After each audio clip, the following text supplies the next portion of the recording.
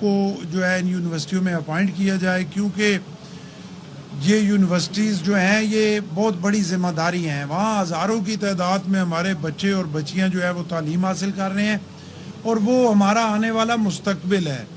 ان پہ vice chancellors وہ ہونے چاہیے کہ جو اس معیار کے ہوں، جو اس کو بنا سکے، جو ان بچوں کو ایک قوم بنا سکیں. میری باقی اس کے علاوہ نہ کوئی جھگڑا ہے، نہ کوئی لڑائی ہے، اس پہ آگے چل رہے ہیں معاملات، انشاءاللہ دیکھیں. یہ بتائیے گا کہ آپ یہ کہنا چاہ رہے ہیں کہ نون لیگ میرٹ پہ جو بھرتیاں ہیں وہ نہیں کرنا چاہ رہے ہیں، اور دوسری بات یہ بتائیے گا فردر آپ کا کیا اسٹیپ ہوگا اس کے حوالے سے؟ دیکھیں، میں نے تو آپ کو بتایا اور بالکل واضح طریقے سے بتایا کہ وہ جو وائس چانسلر صاحبان ہیں، بہت ساروں پہ بہت سارے جو ہے وہ معاملات ہیں.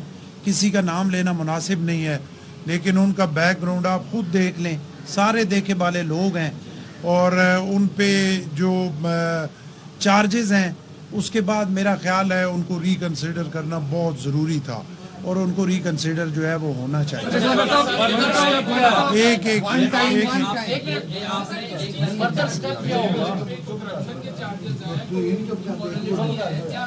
دیکھیں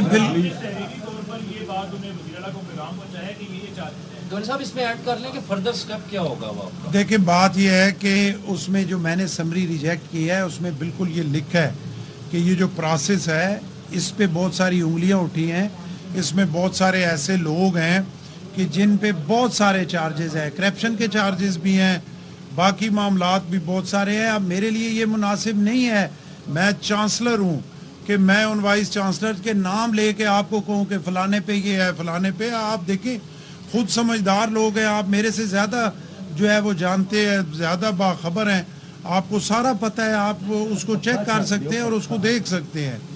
اس میں میرے لیے یہ اچھا نہیں لگتا کہ میں بحیثیت گورنر اور بحیثیت چانسلر کہوں کہ فلانا وائس چانسلر جو اپوائنٹ ہوا ہے اس پہ یہ ہے، فلانے پہ یہ ہے. یہ میں کسی طرح نہیں کہوں گا. اس سمری میں میں نے سارا کچھ جو ہے وہ اس حوالے سے لکھا ہے. یہ کہا جا رہا ہے کہ یہ جو کلیش شروع ہوا ہے وزیر ہاؤس میں گورنر ہاؤس میں، اس میں گورنر صاحب جو ہے وہ اپنی مرضی کے کچھ چانسلر لگانا چاہتے تھے، اور مسلم لیگ نون نے یا وزیر ہاؤس نے ان کی اپوائنٹمنٹ جو ہے اس کو اپروول لی تھی. تو یہ ساری وجوہات بنی ہے کہ گورنر صاحب کی جو خواہش تھی وہ بندے تعینات نہیں کیے گئے، انہوں نے اپنی مرضی کی سمجھی. اس کے اوپر آپ بتا دیں کہ کس حد تک چاہتے ہیں. میں کہتا ہوں ایک کا نام بتا دیں جو میں لگانا چاہتا ہوں. میں تو ہر جگہ یہ واضح طور پہ کہہ رہا ہوں، میں کسی کو نہیں لگانا چاہتا. میں چاہتا ہوں کہ پراپر لوگ لگیں. میری کوئی خواہش نہیں ہے. اور سب سے بڑا میرا سوال یہ ہے کہ یہ جو وائس چانسلر اپوائنٹ ہوئے ہیں یا جو سرچ کمیٹی نے بھیجے ہیں، کیا پورے پنجاب میں یہی لوگ ہیں جنہوں نے اگر ایک پنجاب یونیورسٹی سے ہے اس کو ٹرانسفر کر کے جی سی میں لگا دیں، جی سی والا ہے اس کو فیصل آباد میں لگا دیں؟ باقی ہمارے پیچھے سے کوئی ایسی کریم نہیں آ رہی، کوئی ایسے پڑھے رکھا طبقہ نہیں آ رہا کہ جو اس قابل ہو کہ وہ اس میں جو ہے وہ آ سکے، ان سرچ کمیٹیز میں بھی، ان 3 میں بھی. میں بالکل کلیئر آپ کو بتانا چاہتا ہوں کہ میری نہ کوئی خواہش ہے کسی کو وائس چانسلر لگانے کی، نہ میں نے چیف منسٹر صاحبہ سے میری بات ہوئی کوئی وائس چانسلر لگانے کی، نہ میں کوئی وائس چانسلر لگانا چاہتا ہوں. اگر کوئی یہ سمجھتا ہے تو یا تو سامنے آ کے بتائے یا حلف پہ کہے کہ گورنر نے کسی کو کہا ہے. میں تو حلف پہ کہتا ہوں کہ میری خواہش ہی کوئی نہیں ہے کسی کو وائس چانسلر لگانے کی.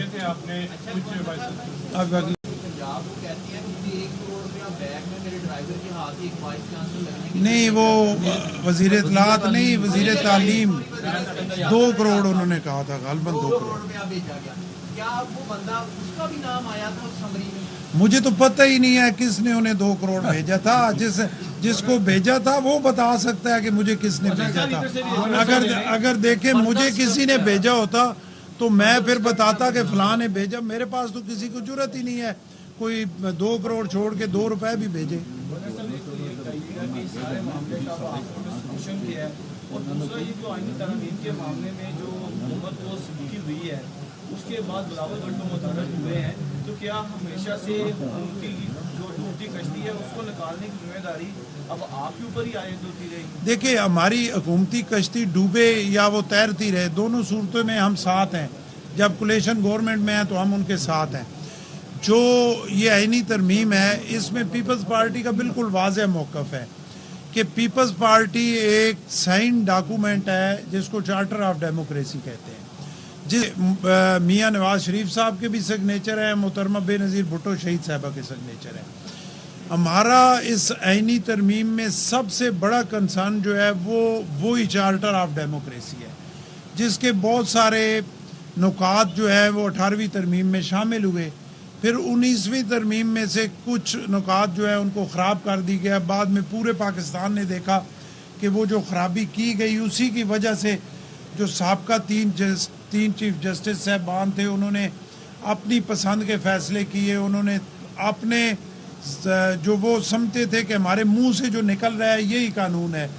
تینوں چیف جسٹس صاحبان نے اس ملک کا بہت نقصان کیا اور ایسے ایسے فیصلے کیے کہ جو میرا خیال ہے عدالتی تاریخ میں ایک باعث شرمندگی ہیں، اور اس کی وجہ یہ تھی جو 19ویں ترمیم میں اس 18ویں ترمیم کے اس طریقہ کار کو چینج کیا گیا جس میں جسٹس جو ہے کوئی بھی ہائی کورٹ یا سپریم کورٹ کا اپوائنٹ کیا جاتا تھا۔ ایک تو ہم نے اس کو بیلنس آف پاور کو برابر کرنا ہے، پارلیمانی کمیٹی اور جوڈیشل کمیشن جو ہے اس کی، تاکہ ججز صاحبان جو آئیں وہ میرٹ پہ آئیں۔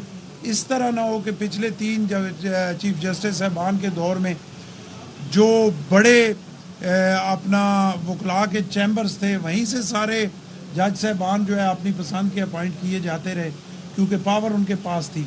اور دوسری ہماری یہ ہے کہ جو چیزیں 18ویں ترمیم میں چارٹر آف ڈیموکریسی کی رہ گئیں، اس اپنا آئینی اپنا جوڈیشل کے حوالے سے ان چیزوں کو اس آئینی ترمیم میں جو ہے ڈالا جائے۔ تو اپنا بلاول بھٹو صاحب اسی کے لیے کر رہے ہیں، اسی پہ ہم نے جو ہے ہماری ورکنگ ہے اور اسی کو انشاءاللہ ہم اس آئینی ترمیم میں جو ہے وہ پاس کریں۔ آپ ایک آخری سوال کریں اور اٹھیں۔